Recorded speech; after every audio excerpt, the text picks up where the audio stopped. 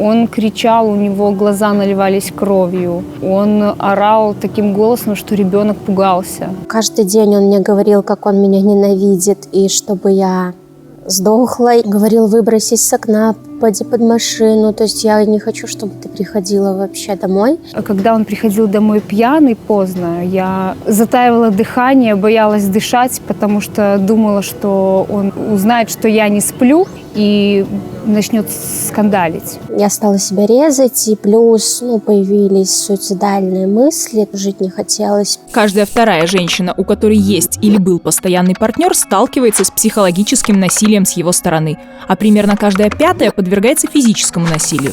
Преступление, которое происходит за закрытыми дверями, остается преступлением. Но в обществе почему-то до сих пор верят стереотипам про «бьет, значит любит» и думают, что семьи сами разберутся. Как говорить о домашнем насилии, когда все думают, что его нет? В среднем в год на горячую линию поступает чуть больше 1500 звонков со всей Беларуси. 94% звонящих – женщины разного возраста, вероисповедания, социального положения. Чаще всего звонят минчанки 27-40 лет, мамы одного или двух детей. В большинстве случаев их бьют или подвергают другим видам насилия мужья, бывшие мужья или сексуальные партнеры. Но с домашним насилием сталкиваются и мужчины, и дети, и старики.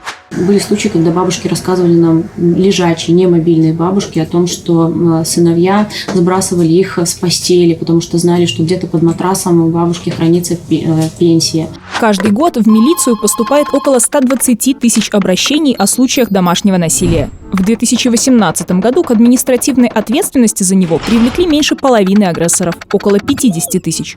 А уголовных дел было возбуждено всего 2500.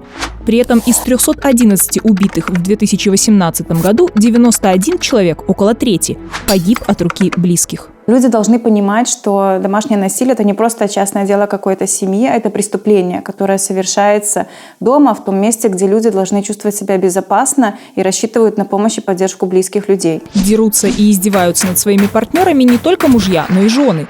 13% агрессоров – женщины, дочки бьют пап, жены – мужей. И все вместе они очень часто бьют детей, иногда до смерти. Всего 17% родителей в Беларуси считают физические наказания неприемлемыми. И не шлепок, а хороший ремень иногда тоже полезно для ребенка. Почему жертва просто не уйдет от агрессора? Когда мы задаем вопросы женщине, почему ты терпишь, почему ты не уходишь, мы возлагаем всю таким образом ответственность за решение ситуации, связанной с домашним насилием, на нее. В то время как эти вопросы нужно задавать агрессору, почему ты применяешь насилие, почему ты тогда не уходишь, если там считаешь, что она плохая мама, плохая супруга, плохая партнерша. В любом случае уйти от агрессора может быть непросто. Иногда жертве в прямом смысле некуда идти. Нет работы, родственников, денег на съемную квартиру. Но есть дети, которых нужно одевать и кормить.